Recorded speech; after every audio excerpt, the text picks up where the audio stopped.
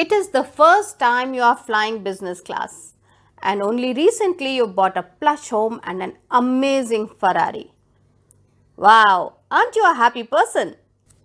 In fact, you feel really great, and as they say, you can now die a happy man or a woman. After all, you have been pursuing these goals for so long. As you are sitting with your glass of wine 32,000 feet up in the sky, life couldn't be better. And suddenly, the captain's deep voice comes on the speaker. I'm afraid there has been an engine failure. Prepare for emergency and brace for impact.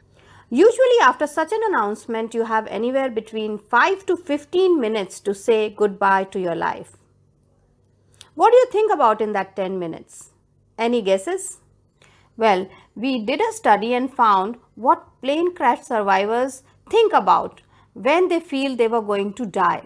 Carolyn Cross thought she was going to die when her plane crashed into a busy road in 2011. As the pilot attempted the seemingly impossible, he uttered 3 words to the crew and passengers: brace for impact. Only 6 people survived when Lamia Flight 2933 crashed into the Colombian mountains in 2016. Among the survivors was crew member Erwin Tumiri. Annette Hopkins was 31 when she was on a Vietnam Airlines Flight 474, which hit trees on the descent and crashed in 1992. She was the only one who survived.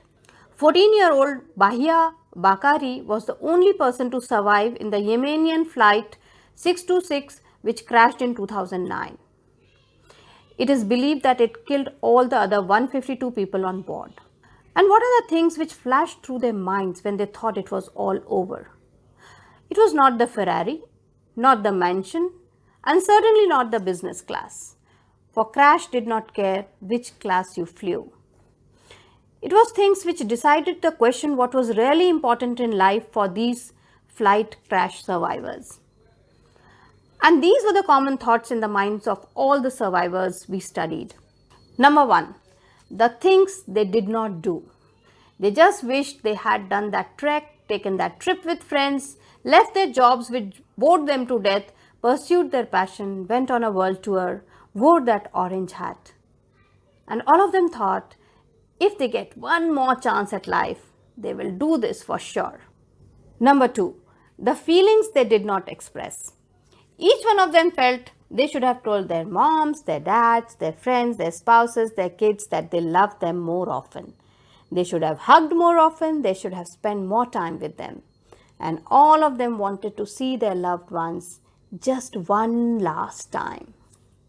Number 3, the time they did not spend on their own selves.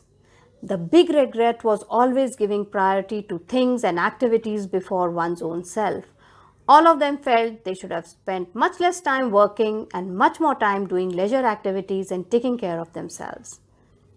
And now they thought they will never get the chance to go for that massage or the hair spa. Number 4, postponing things. We all get into the rut and so, oh well, tomorrow I will go and see mom, tomorrow I will write that story, tomorrow I will make that painting, tomorrow I will just chill. And then unexpectedly, tomorrow never comes. Whatever you really want to do, you should do it right away. Even if it means working less, earning less, or even annoying your boss, it's well worth it. Number 5, being negative. All survivors felt really bad for the times they had been rude, mean, or unforgiving. There was no point in it. Some even felt the karma was getting back to them for being negative and hurtful to others.